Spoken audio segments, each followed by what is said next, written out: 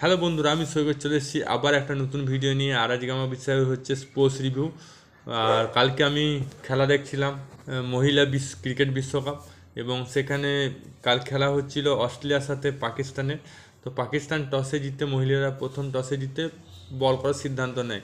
আর অন্যদিকে অস্ট্রেলিয়ারা টসে হেরে ব্যাট করতে নামে এবং ব্যাট করতে নেমে 222 রানের স্কোর করে মাত্র। এবং মুনি মুনি ভালো খেলেছে অস্ট্রেলিয়া, মুনি, এবং তার সেঞ্চুরির জন্য রানটা একটু এগিয়েছে। এবং রানটা এগিয়ে 222-এর টার্গেট দিয়েছিল পাকিস্তান দিকে। সেখানে পাকিস্তানরা বেশি রান করতে পারেনি এবং অল আউট হয়ে যায়। 116 রানের মধ্যে অল আউট হয়ে যায়।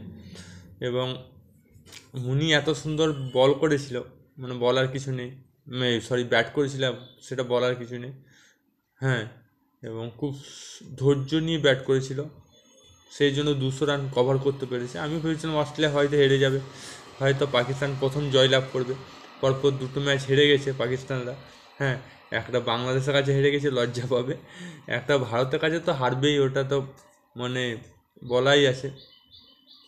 এবং আমি ভাবলাম তাহলে এটা জিতে একটু হ্যাট্রিক থেকে বাঁচবে, তো সেটা হলো না। পরপর 3টে ম্যাচে হেরে হ্যাট্রিক রেকর্ড করলো পাকিস্তান মহিলা ক্রিকেট টিম, হারের হ্যাটট্রিক। তো মানে কি বলবো, মানে এটাও একটা রেকর্ড। এবং কিং বলে একটা কালকে একটা আশ্চর্য ঘটনা ঘটেছে। কিং বলে একটা বলার ছিল 10 নম্বরে, হ্যাঁ, 10 নম্বর লো অর্ডার ব্যাটসম্যান, সে কালকে 50 করেছে। মানে তারও অবদান রয়েছে, একটা বলার মানে 10 নম্বরে নেমে 50 করে দিচ্ছে। মানে কি আর বলবো, বলার কিছু নেই। তো খেলা খুব ইন্টারেস্টিং হচ্ছে। মানে এখানে 250 রান হলে, কোনো টিম যদি 250 রান করছে, সেটা বিশাল স্কোর কিন্তু মহিলা ক্রিকেট দলে এখন বিশ্বকাপে। কারণ পিচটা এমন, শ্রীলঙ্কা যে পিচটা রয়েছে সেটা খুব একটা ব্যাটিং পিচ নয়, তবে বলিং খুব কাজ করছে, বিশেষ করে স্পিন আর ফাস্ট বল খুব কাজ করছে এখানে। দেখেছি আরও ম্যাচ আছে, আজকে ভারতের সাথে ম্যাচ আছে দক্ষিণ আফ্রিকার, সেটাও দেখার বিষয় আছে।